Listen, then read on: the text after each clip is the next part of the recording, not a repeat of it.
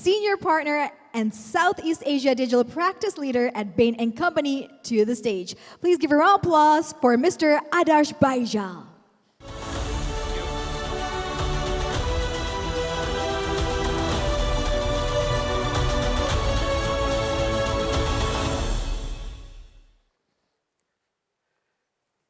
Hello, good afternoon, everybody. I hope you can hear me clearly. It's wonderful to be here, and thank you so much for having me. My name is Aadarsh. I lead a lot of our work on AI transformation within Bain in the region, and wanted to share just a few thoughts with you. We don't have a lot of time, so I'm going to just go through very briefly a few pages, and then I will open up for any thoughts, and very happy to have discussions afterwards as well. So when we talk to our clients about AI, there's really three types of questions that we get. The first is around where do I focus? There's lots and lots of press on AI. There's a lot of noise. There's also a lot of hype, and it's not very clear where AI is going to drive value. The second type of question is around the investment case. How do I think about the investment case for AI? Where is the ROI going to come from? How do I capture the productivity gains? And then the third type of question is around orchestration. OK, I'm convinced this is great. It's going to change our company. I know I have the right investment case for it. But how do I orchestrate an enterprise-wide transformation? How do I drive change and scale this? We've done some research over the last 6 months around the region. We've been leading a number of scale programs, which are 18, 24 months long. And we've tried to capture the essence of our findings across these three elements. On the first, where to focus, really two big messages. Take an outside-in perspective. A lot of companies are starting with, where are the inefficiencies in my processes today? Where are people spending time today? That's great. It's also a valuable input to inform where to focus. But you also need a little bit of the outside-in perspective. What is the market going to do? Where is new competition going to come from? Where is the industry headed? The second key point here is to focus on a few domains. We've seen in the first phase, let's say 2.5 years ago, a number of companies just doing a lot of experimentation. Lots and lots of use cases across the company. That was good in the first 6 months, but really to take it forward, you've got to pick a few battlegrounds. And by domains, this could be a function. It could be a key process for the company. It could be a division. Pick a few and go deep there. Let's do 20 use cases in one function rather than 20 across the organization. The second topic, what is the investment case? Again, in the early phase, a lot of discussion was around productivity.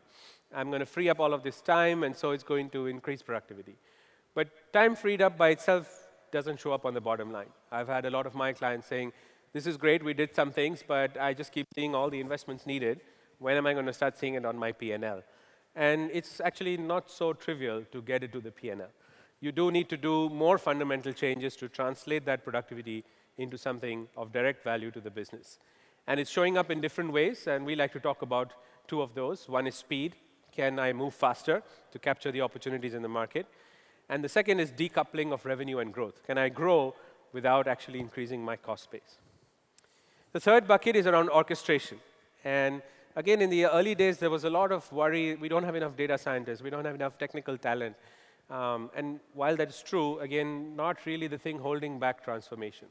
What's really holding back transformation and what are the most complex elements of orchestration are actually two, the people and the data. As with many other change programs we've seen in the past, change management is turning out to be one of the most complex elements of driving impact. Data is the other one, which is quite interesting. Technology is moving along very quickly, and we're going to have more and more tools available. It's going to be commoditized. But all of that AI technology is acting on your data. And if you haven't spent the time to structure, clean up, collect, create proprietary data, it's not going to be very valuable.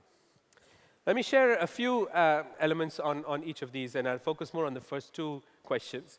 What does AI disruption look like? So if I want to take an outside-in view, what could that look like? And we're seeing three different types of vectors of disruption. The first is the way we engage with customers. It could be consumers, could be business customers, but the way we engage is going to change. And that's because everything that is administrative will probably get automated away to agentic. And everything that is valuable, I want it to be more personalized and more interesting, more effective for me. The other is on autonomous systems. We've had a long runway already of development in robotics, but that's getting a big boost with the latest AI technologies. Robotics are getting more effective and cheaper. And how is that going to change the sectors in the market? And then the final are just AI native operations. So how would a startup starting up today reimagine the way they would do your business or your function? And how would an AI native think about it? And that's going to put a very different cost position. As an example, I took retail as a sector. How would these three look like? Agent-led transactions, changing the way individual consumers buy, my warehousing and operations with a number of autonomous systems in there, the way I do marketing or the way I do supply chain, maybe it doesn't require as many people or no people at all. Think about these three vectors of disruption for the business. A second key element which touches both on the ROI and the orchestration is this concept of the lab and the crowd. And this is a little bit different from what we saw with digital transformation and venture building in the last decade. Why is it different? So there's really two ways that large companies that are at the forefront of this are rolling out AI across the organization. On one side, you have the lab, where I take the few domains that I talked about earlier. I have cross-functional teams, I run sprints, and I really try to reimagine the way work will be done. But that's just a few people in the organization, maybe. What about the rest of the knowledge workers in the company? Every single knowledge worker has access to AI tools. How do I upgrade their productivity? That's the other side of this, which is called the crowd. And you need to think about both of these in parallel. The way you drive value through the lab is different from the way you're going to drive it through the crowd. The way you organize yourself for the lab is different from what you need to do in the crowd. And you need to do both of these in parallel. Let me give you an example on each side. So for the lab, one of the things that we did over the last year, for example, was with an agribusiness. And they reinvented the way procurement is done, particularly the source-to-contract part of procurement, which is the strategic part. Imagine a category manager going through this sort of a flow. I use an AI agent to look at all of my spend. I use a tool to tell me where I should be looking for savings. I'm going through the tendering process, the RFP process, the negotiations with augmentation. I'm using tools to do the contracting, to find leakage, to get me the best commercial terms in my new contract. I'm tracking all of my initiatives. I'm reporting back to the top management pretty much in an automated fashion. And I have AI tools running in the background for fraud detection.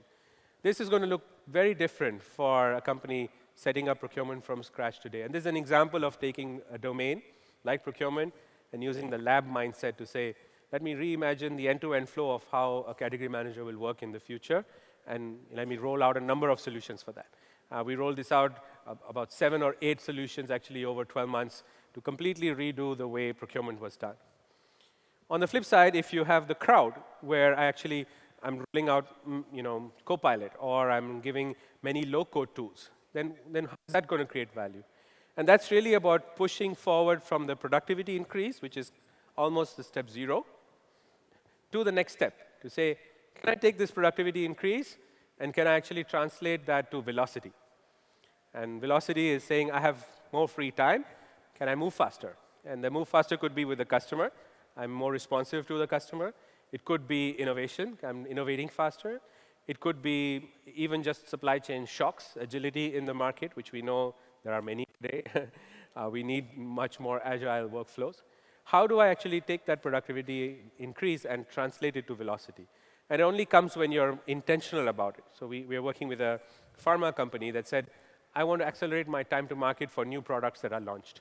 I rolled out some tools to the team that does new product development. They freed up some time.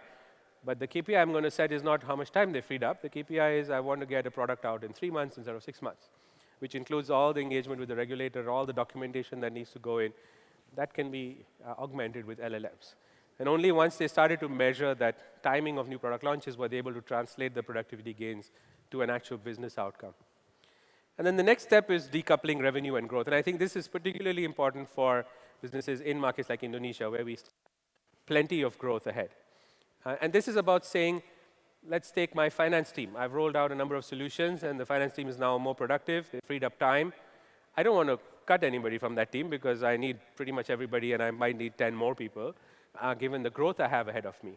But if I can free up time, maybe I won't need those 10 more. And so can I grow without actually adding a lot more headcount? Can I change the paradigm of my growth? Previously, every new dollar of revenue or margin that I added to my business, I had to add a certain number of FTEs. But I don't need to do that anymore. If I have a hybrid workforce in the future, maybe actually I can do a lot larger business. I can handle more customers. I can personalize the solution for those customers with the same number of people I have today. So imagine driving revenue growth, but keeping the cost growth much slower or flat. So that's the lab side of things. Can I take my broader tools for productivity and translate it? That's all I have time for today. So very, very brief. We've been doing work across the region. We have a number of partners, and I wanted to share maybe just at the end a recent publication that we released just for Southeast Asia on lessons for the Southeast Asia CEOs on AI. You can find it on Bain.com. You can also find it on this QR code if it's interesting. And then, of course, very happy to connect with any of you after to chat more. Thank you so much. Pleasure to be here.